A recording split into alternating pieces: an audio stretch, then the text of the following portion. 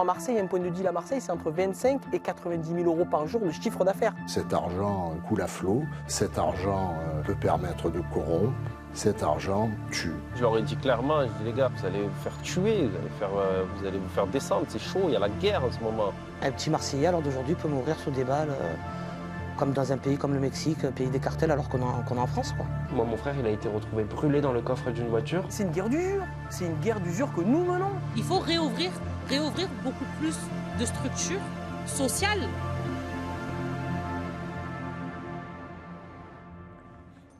Die blutigen Bandenkriege hier in Frankreich zwischen rivalisierenden Drogenkartellen finden kein Ende. Ja, 49 Menschen wurden allein im vergangenen Jahr hier in Marseille ermordet. Die Leute in den Vorstädten, die Menschen, die Eltern von Kindern sind verzweifelt. Und eine Handvoll von Elite-Polizisten versucht, neues Vertrauen zu schaffen zwischen Staat und Bürgern. Klappt das? Eine Recherche für Euronews Witness hier in Marseille. Schießereien gab es schon früher. Doch so schlimm wie im vergangenen Jahr war es noch nie. 49 Tote, weit über 100 Verletzte.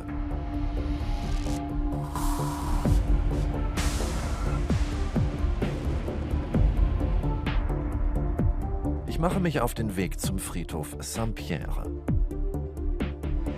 Letizia Linon hat mich hierher bestellt. Nach einem langen Arbeitstag als Putzfrau besucht sie abends oft noch das Grab ihres Neffen Ryan. Der Junge war 14, als die Killer kamen. Es war eine tragische Verwechslung. Allein auf diesem Teil des Friedhofs liegen 7 Kinder und Jugendliche begraben, die bei Schießereien getötet wurden, sagt Letizia. On a appris à se connaître en fait au cimetière. Les voyages, ah il avait 14 ans, il est décédé de quoi? Fusillade. Ah moi aussi, mon fils là. Et de fil en aiguille, il y a un lien qui se crée quoi. Un lien triste mais qui se crée. Un petit Marseillais alors d'aujourd'hui peut mourir sous des balles, comme dans un pays comme le Mexique, pays des cartels alors qu'on est en France quoi. Ryan était sorti, il est parti acheter une bouteille de jus à ma mère. Et il y a une moto en fait qui est rentrée avec une calache. Le copain de Ryan s'est pris une balle de Kalachnikov dans la jambe et il est rentré sous un garage. Ryan, lui, il est mort devant le garage, il n'a pas eu le temps. Il s'est pris une rafale de 5 balles de Kalachnikov dans le thorax. Donc, vous pensez bien qu'il n'a pas pu survivre à ça. Ces monstres, je pense, l'ont pris pour un guetteur. Ils ont vu 2 gosses en survêt et ils les ont allumés, quoi. Il a fallu que je prévienne le reste de la famille, entre autres la maman de Ryan, ma sœur. Donc appelez votre sœur, vous qui est en train de bosser à l'hôpital, pour lui dire on vient de tirer sur ton gamin. Trouvez les mots. Toute la nuit j'ai vomi, hein. Et quand je suis arrivé à 8h du matin en bas du quartier, la première chose que j'ai vue, c'était la flaque de sang, quoi. Letizia fordert, dass die Justiz endlich ernsthaft ermitteln soll.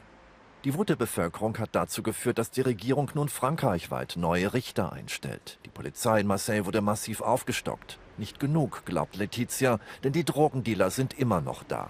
Pourquoi lui il est mort alors qu'il n'avait rien à voir et eux ils sont là quand 2 jours, 3 jours après ils continuent à dealer, mon neveu il est à la morgue. Je comprenais pas en fait. J'arrivais pas à comprendre. Et j'avais une haine en moi mais indescriptible, c'est viscéral, c'était viscéral.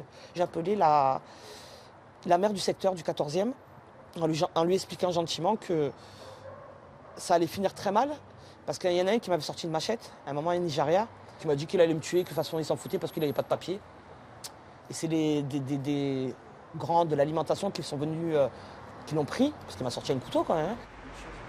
Letizia wurde unter Polizeischutz gestellt. Dann zog sie weg aus dem Drogenviertel.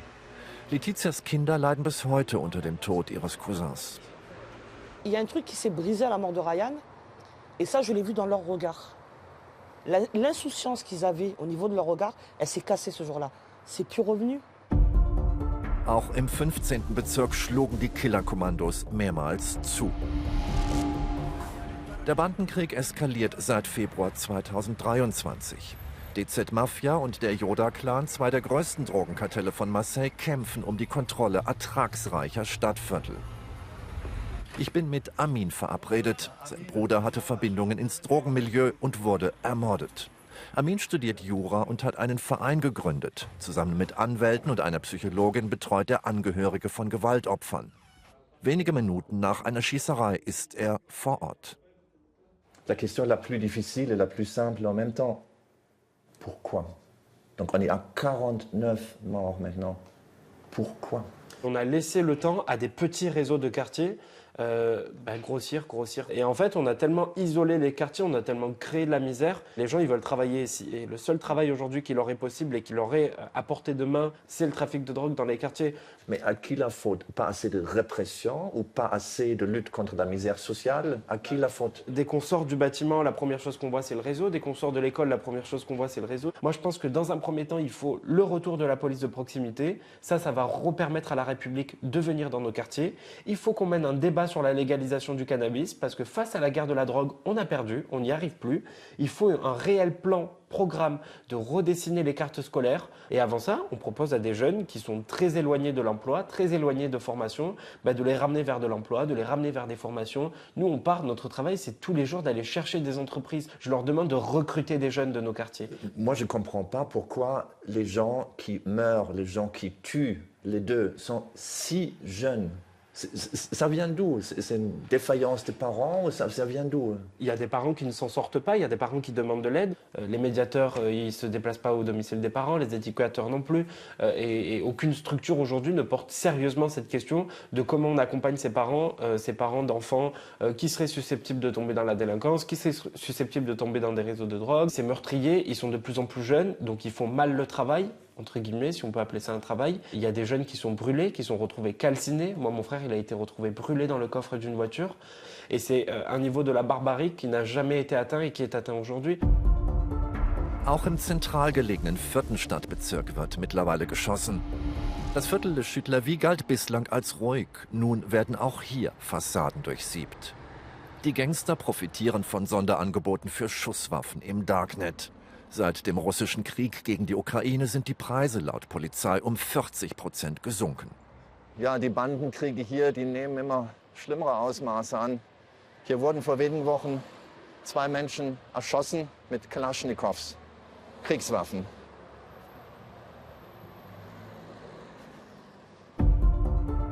Verabredung mit Eddie Seed. Der Polizist kennt sich aus im Drogenkrieg von Marseille. Ah, bonjour. Bonjour. Comment ça va? Ça va et vous? Ça va bien? La situation est-elle hors contrôle? Non. Heureusement, effectivement, nous avons pu récupérer le contrôle. Qu'est-ce qu'on peut apprendre des policiers marseillais?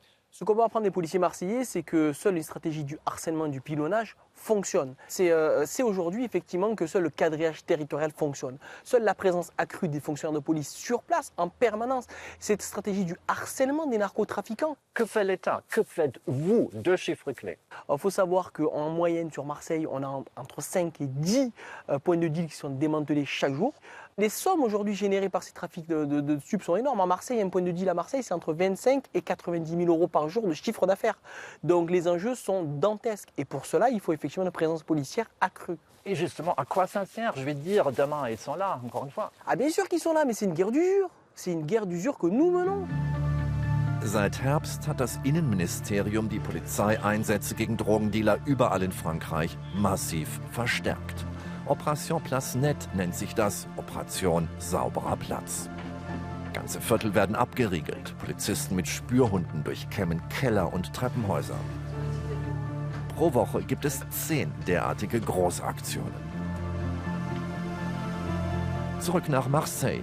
Auch der gutbürgerliche 6. Bezirk hat ein Drogenproblem. Denn viele Dealer steigen derzeit auf Moped-Direktservice mit Lieferung an die Haustüre. Auch die Beschaffungskriminalität nimmt zu, sagt Steve. Der Hausmeister und seine Freundin Magali fühlen sich nicht mehr sicher in Marseille. Auf dem Heimweg mit dem Bus wurde Magali neulich Augenzeugin eines Gewaltverbrechens. Je tourne la tête contre la vitre pour voir ce qui se passait. Et j'ai vu une voiture rentrer dans un abri de bus avec en fait une personne au volant, une balle en fait en pleine tête. Donc direct, la personne est morte sur le coup. C'est pas des images que je vais oublier, quoi. Je pense que j'ai vu accélérer les choses depuis les années 90 et ça s'est dégradé de plus en plus parce que il n'y a rien qui se fait. Donc il y a une insécurité, mais pour tout et pour rien. Steve wuchs auf im 13. Bezirk, der als Dealer-Hochburg gilt. Als neulich einen Jugendfreund besuchen wollte, stoppte ihn ein Schmierensteher am Eingang der Hochhaussiedlung. Les guetteurs contrôlent vraiment tête par tête qui entre dans le quartier. il était là pour surveiller les entrées et les sorties de l'HLM. Tu lui as donné Ma carte vitale, quoi. Donc quand il a vu que je m'appelais Steve, parce qu'à mon avis c'était juste... Il t'a laissé passer? Il m'a laissé passer, il m'a dit tiens, je te la garde, je te la rends. Contrôle d'identité par les guetteurs. Ouais, c'est hallucinant, quoi.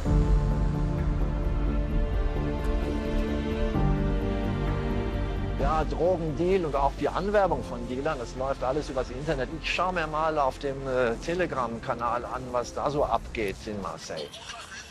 Mit professionell gemachten Clips und Kleinanzeigen wirbt die Drogenmafia um Mitarbeiter.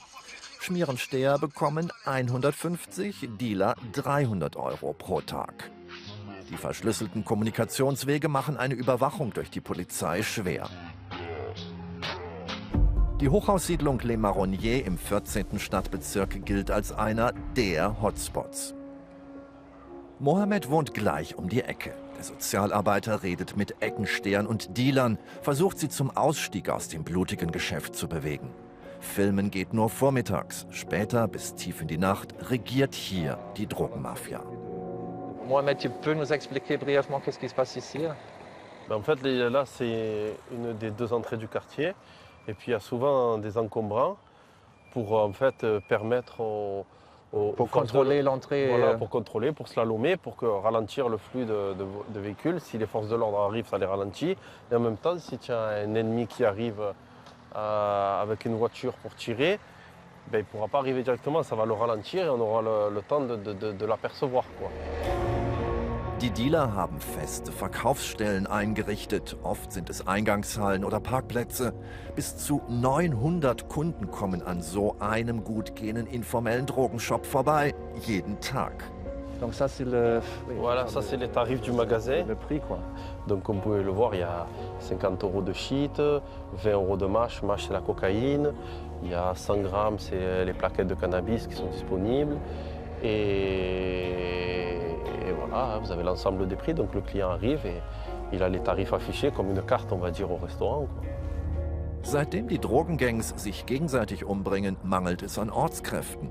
Um dem Fachkräftemangel beizukommen, rekrutieren die Kartelle zunehmend von außerhalb.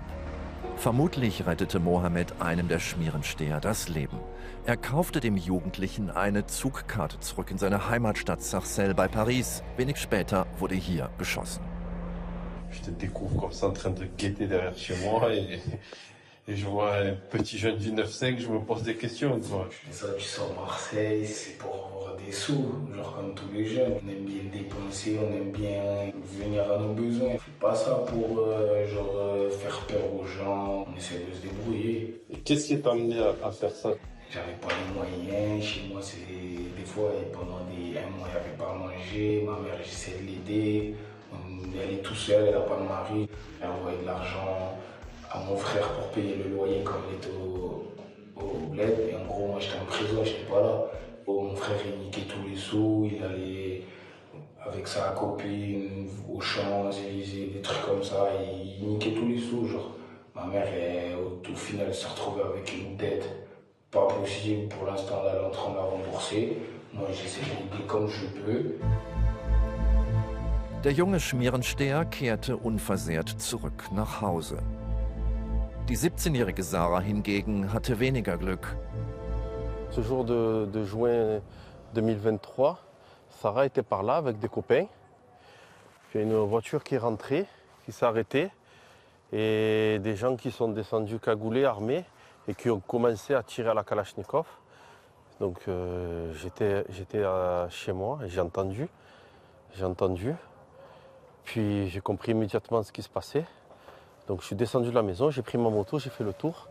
Et en fait, je suis arrivé de l'autre côté et j'ai découvert Sarah par terre, encore consciente, avec la jambe arrachée. Et les jeunes du quartier qui lui ont fait un garrot pour la sauver.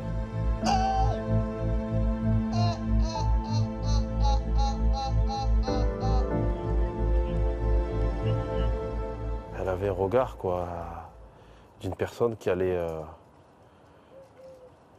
mourir presque, hein, donc j'avais peur qu'elle ne se réveille plus.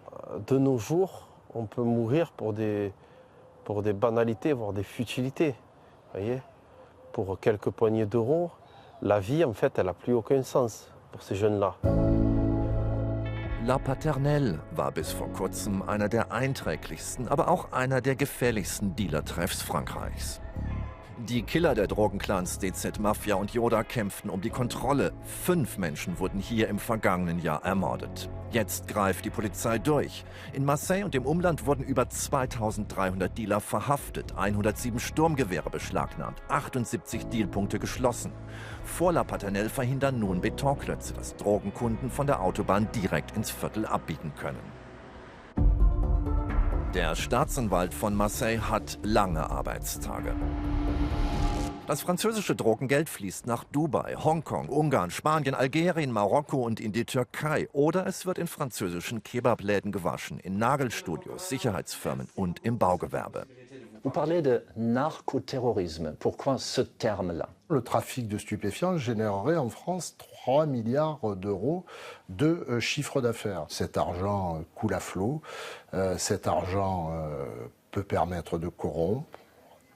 Cet argent tue. J'ai régulièrement des séquestrations, des enlèvements, des tortures, parce que le jeune vendeur de drogue, il a volé 20 € au réseau pour s'acheter un sandwich. Monsieur le procureur, que fait l'État? Remonter sur les têtes de réseau, y compris à l'étranger. Remonter sur les circuits également de blanchiment, puisqu'il faut récupérer les avoirs criminels pour affaiblir l'organisation. Il est faux de dire que l'État ne prend pas la mesure du phénomène. Le ministre de la Justice crée également des postes de magistrats de liaison à Dubaï, puisqu'on sait que beaucoup de nos narcotrafiquants, ceux qui sont à la tête de trafic, sont réfugiés là-bas, y investissent. Qu'est-ce que vous pouvez apprendre de vos collègues dans les autres pays de l'Union européenne? Par exemple, on a pu constater qu'en Italie, dont le sud de l'Italie était gangréné par une mafia qui était une véritable contre-société, ils ont adopté une législation très offensive à la fois sur la saisie des avoirs criminels, sur les collaborateurs de justice. Je pense que la situation française aujourd'hui nous impose ce choc législatif et en s'inspirant, par exemple, de la législation italienne. Les Egalades und Les Flamands sind Drogen-Hotspots im 15. und 14. Stadtbezirk. Allez, c'est parti. Alors on part du centre de Marseille, on va dans les quartiers nord. Bis zur Pensionierung war Bruno Pomar Elitepolizist, Spezialgebiet Geiselbefreiung. Heute hilft er Jugendlichen in Problemvierteln. Vor dem Sozialzentrum von Les Flamands steht noch der Stuhl des Drogendealers, der hier seine Nächte an einem Verkaufsfeuer verbringt. Pomar ist der Gründer von Raid Aventure, einer Gruppe von 350 Polizisten aus ganz Frankreich, die ehrenamtlich ihre Freizeit mit Kindern und Jugendlichen in den Vorstädten verbringen. Die Idee: Sport und Spaß statt Mord und Totschlag. Ça sert tout simplement à se réapproprier le territoire. C'est ce qu'on fait aujourd'hui en exposant des activités sportives pour les familles, pour les enfants. Et ça permet de montrer que ces territoires ne sont pas abandonnés. Das Stadtteilfest ist gut besucht. Echte Polizisten, lustig und nett, ganz aus der Nähe. Das ist hier voll die Sensation. Dunjas Töchter Maria und Anna üben Erste Hilfe. Hier in Marseille kann man das immer gut gebrauchen. Souvent, il y a des déchirures familiales. C'est un engrenage, en fait. Si à un moment donné, on peut donner l'alerte en disant il y a un problème, et ce problème, il y a un problème familial, on va creuser, on va commencer à régler, peut-être qu'à ce moment-là, les choses se passeraient différemment. Moi, je suis pour l'armée et pour la réinsertion de ces jeunes. Voilà. Au lieu de les faire même tomber sous des peines d'emprisonnement, je suis pour remettre l'armée et leur laisser des portes ouvertes et justement les privilégier et demander justement aux patrons à ce qu'ils soient privilégiés dans l'embauche. Voilà. Il faut réouvrir beaucoup plus de structures sociales. Mehr Polizisten und Überwachungskameras, häufigere Drogenrazzien, größere Gefängnisse, so lautet ein Teil der Antwort des Staates. Aber auch die Sozialpolitik ist gefordert. Quartier 2030 heißt der Plan, mit dem die Regierung etwas ändern will. In Frankreichs Problemvierteln bekommen nun schon Zweijährige einen Vorschulplatz. Ältere Kinder sollen bis 18 Uhr betreut werden. Kultur- und Sportangebote werden ausgebaut. 5000 Unternehmen sollen sich verpflichten, Arbeitskräfte aus den Banlieues einzustellen. Und ein internationaler Architektenwettbewerb arbeitet an Vorschlägen zu den Vorstädten der Zukunft. Reicht das, den Drogendealern das Wasser abzugraben?